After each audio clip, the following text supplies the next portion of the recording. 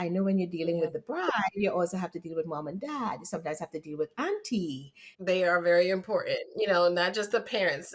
You have to consider everyone. So I don't assume anything. I'll meet with the clients. I'll ask them a question. Oh, we're not going to do that.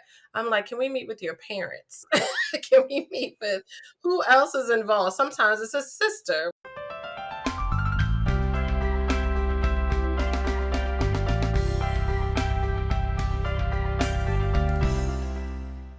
So we Yeah. spend a lot of time talking to both bride and groom about, their likes, their dislikes, their families' likes and dislikes, and so on. Mhm. And I imagine, having worked with you before, that you are going through some of those strains with your clients and extended clients, because I know when you're dealing Yeah. with the bride, you also have to deal with mom and dad. You sometimes have to deal with auntie. Can you tell the listener a little more about maybe things that they hadn't thought about in putting together a Mm. multicultural event that you would want them to know from the jump that they should be thinking about to make this successful for them? Yeah, I've found over the last few years, in order to make it successful, like you said, the aunties, they are very important, not just the parents. You have to consider everyone. So I don't assume anything. Like I said before, I'll meet with the clients, I'll ask them a question. Oh, we're not going to do that. I'm like, can we meet with your parents?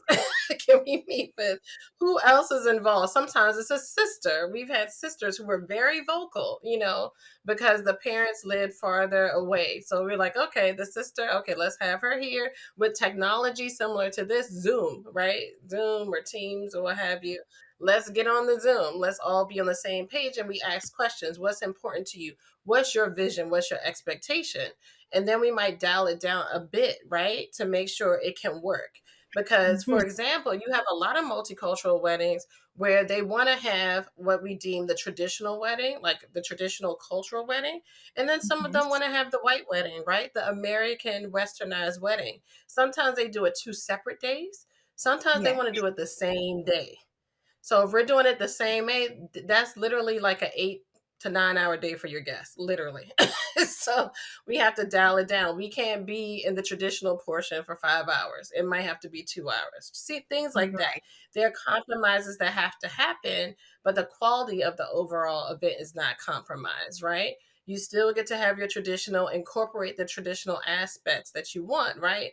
But it's timed well. And then you get a break, you get cocktail hour, or that break in between for photographs and etc. for food, to take a break, to have some type of refreshment or drink. Then you can continue right to the white if that's what you choose to do. So I'll ask them, okay, are you the client that wants to have separate events like multiple days? Or are you looking to have one day? Do you want to have multiple venues?